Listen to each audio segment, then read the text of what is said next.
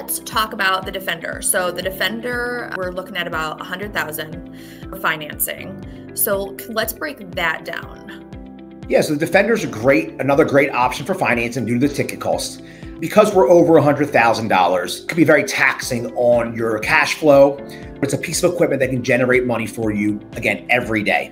On a Defender right now, in a 60-month term, we're currently offering it at $2,125, so $2,100 out the door, essentially.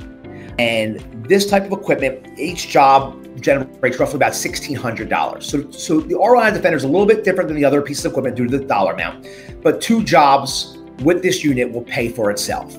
And this, more than anything, is where you want to finance.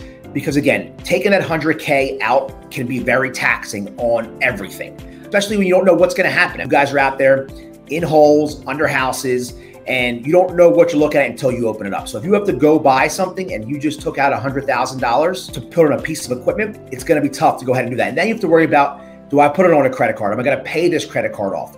Where again, now you're liquid, you have that money, you can go out and spend it on things you may need at that time. And with the Defender, we're currently offering no payments until January 1st, 2025. Perfect time to buy.